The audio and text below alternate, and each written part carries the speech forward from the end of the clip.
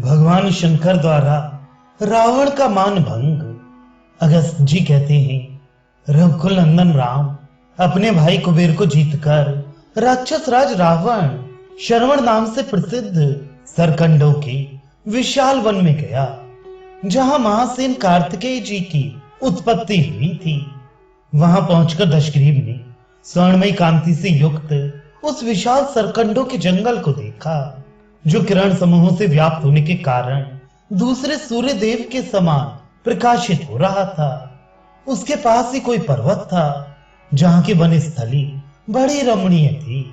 श्री राम जब वे उस पर चढ़ने लगा, तब देखता है कि पुष्पक विमान की गति रुक गई। तब वे राक्षस राज अपने उन मंत्रियों के साथ मिलकर विचार करने लगा, क्या कारण है कि पुष्पक विमान रुक गया।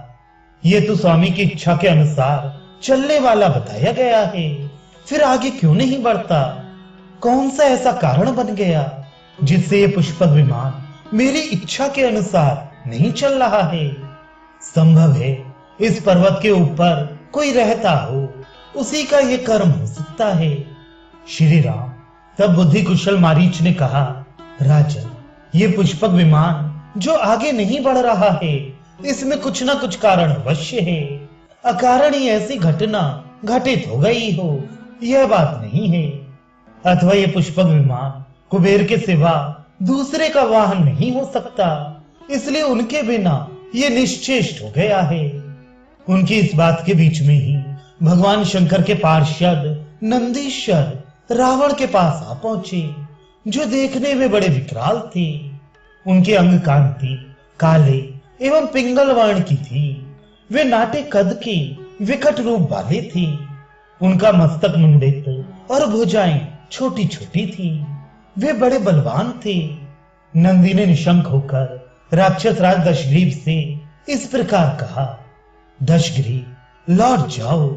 इस पर्वत पर भगवान शंकर क्रीड़ा करते हैं। यहाँ सुपर्ण, नाग, यक्ष, देवता, गंधर्व और राक्षस सभी प्राणियों का आना जाना बंद कर दिया गया है। नंदी की यह बात सुनकर दशग्रीव कुपित हो उठा। उसके कानों के कुंडल हिलने लगे, आंखें रोष से लाल हो गईं और वह पुष्पक से उतरकर बोला, कौन है यह शंकर? ऐसा कहकर वह पर्वत के मूल भाग में आ गया। वहां पहुंचकर उसने देखा, भगवान शंकर से थोड़ी ही दूर पर चमचमाता हुआ शूल हाथ में लिए नंदी दूसरे शिव की भांति खड़े हैं। उनका मुंह वानर के समान था। उन्हें देखकर वे निशाचर उनका तिरस्कार करता हुआ सजल जलधर के समान गंभीर स्वर में ठहाका मारकर हंसने लगा। यह देख शिव के दूसरे स्वरूप भगवान नंदी कुपित हो वहां पास ही खड़े हुए निशाचर दशमुख से इस प्रकार बोली, दशानन, तुमने वानर रूप में मुझे देखकर मेरी अवहेलना की है और वज्रपात के समान भयानक अट्टहास किया है। अतः तुम्हारे कुल का विनाश करने के लिए मेरे ही समान पराक्रम, रूप और तेज से संपन्न वानर उत्पन्न होंगे। क्रूर निशाचर नख और दांत ही उन वानरों के अस्त्र होंगे तथा मन के समान उनका तीव्र वेग होगा।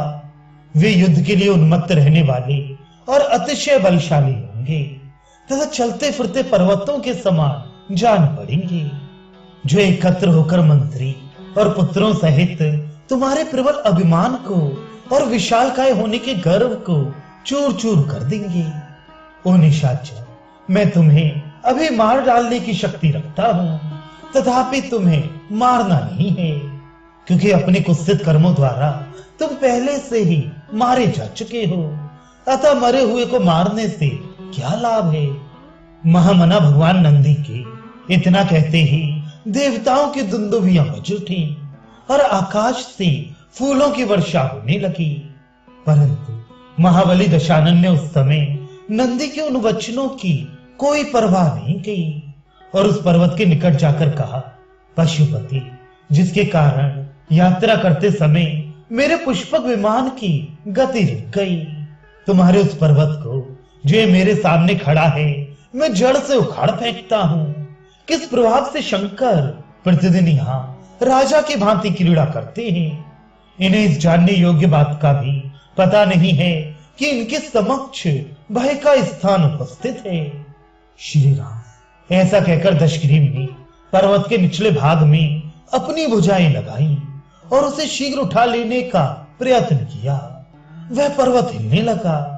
पर्वत के हिलने से भगवान शंकर के सारे गण कांप उठे। पार्वती देवी भी विचलित हो उठी और भगवान शंकर से निकट गई। श्री राम तब देवताओं में श्रेष्ठ पापहारी महादेव ने उस पर्वत को अपने पैर के अंगूठे से खिलवाड़ में ही दबा दिया। फिर तो दशग्रीव की वे भुजाएं जो पर्वत के खंभों के समान जान पड़ती थीं, उस पहाड़ के नीचे दब गईं। यह देख वहां खड़े हुए उस राक्षस के मंत्री बड़े आश्चर्य में पड़ गए। उस राक्षस ने रोष तथा अपनी बाहों की पीड़ा के कारण सहसा बड़े जोर से रोदन और आर्तनाद किया, जिससे तीनों लोकों के प्राणी कांप उठे।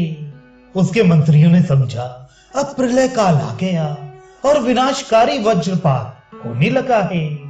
उस समय इंद्र आदि देवता मार्ग में विचलित हो उठे।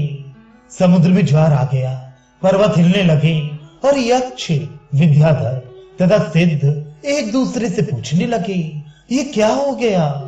तदनंतर दशग्रीव के मंत्रियों ने उससे कहा महाराज दशानन, अब आप नीलकंठ उमा वल्लभ महादेव जी को संतुष्ट कीजिए। उनके सिवा दूसरे किसी को हम ऐसा नहीं देखते जो यहाँ आपको शरण दे सके। आप स्तुतियों द्वारा उन्हें प्रणाम करके उन्हीं की शरण में जाइए। भगवान शंकर बड़े दयालु हैं, वे संतुष्ट होकर आप पर कृपा करेंगे। मंत्रियों के ऐसा कहने पर दशमुख रावण ने भगवान वृषभध्वज को प्रणाम करके नाना प्रकार के स्तोत्रों तथा सामवेदोक्त मंत्रों द्वारा उनका स्तमन किया। इस प्रकार हाथों की पीड़ा से रोते और स्तुति करते हुए उस राक्षस के 1000 वर्ष बीत गए। श्री राम तत्पश्चात उस पर्वत के शिखर पर स्थित हुए भगवान महादेव प्रसन्न हो गए। उन्होंने दशग्रीव की भुजाओं को उस संकट से मुक्त करके उससे कहा दशानन, तुम वीर हो, तुम्हारे पराक्रम से मैं प्रसन्न हूं। तुमने पर्वत से दब जाने के कारण जो अत्यंत भयानक राव अर्थात आर्तनाद किया था, उससे भयभीत होकर तीनों लोकों के प्राणी रो उठे थे। इसलिए राक्षस राज अब तुम रावण के नाम से प्रसिद्ध होगे। देवता, मनुष्य, यक्ष तथा दूसरे जो लोग भूतल पर निवास करते हैं, वे सब इस प्रकार समस्त लोगों को रुलाने वाले तुझ दशग्रीव को रावण कहेंगे।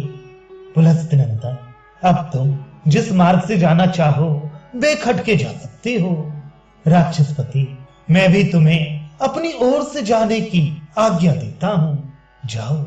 भगवान शंकर के ऐसा कहने पर लंकेश्वर बोला महादेव, यदि आप प्रसन्न हैं तो वर दीजिए।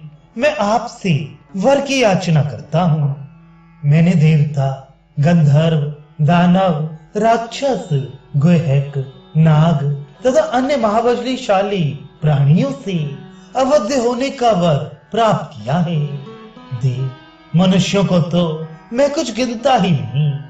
मेरी मान्यता के अनुसार उनकी शक्ति बहुत थोड़ी है। तुरप्रांत तक मुझे ब्रह्मा जी के द्वारा दीर्घ आयु भी प्राप्त हुई है।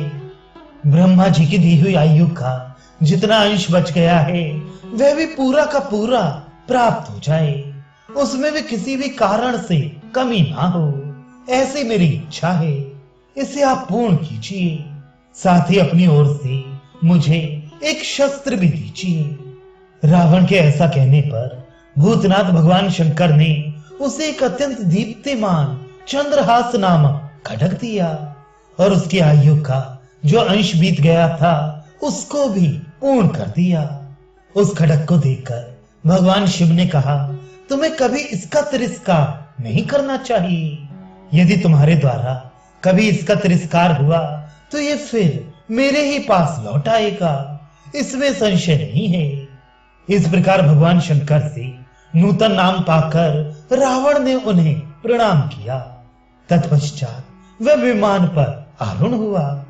श्री राम इसके बाद रावण समूची पृथ्वी पर दिग्विजय के लिए भ्रमण करने लगा। उसने इधर उधर जाकर बहुत से महापराक्रमी क्षत्रियों को पीड़ा पहुंचाई। कितने ही तेजस्वी क्षत्रिय जो बड़े ही शूरवीर और रणोन्मत्त थे, रावण की आज्ञा न मानने के कारण सेना और परिवार सहित नष्ट हो गए। दूसरे क्षत्रियों ने जो बुद्धिमान माने जाते थे और उस राक्षस को अजय समझते थे, उस बलाभिमानी निशाचर के सामने अपनी पराजय स्वीकार कर ली।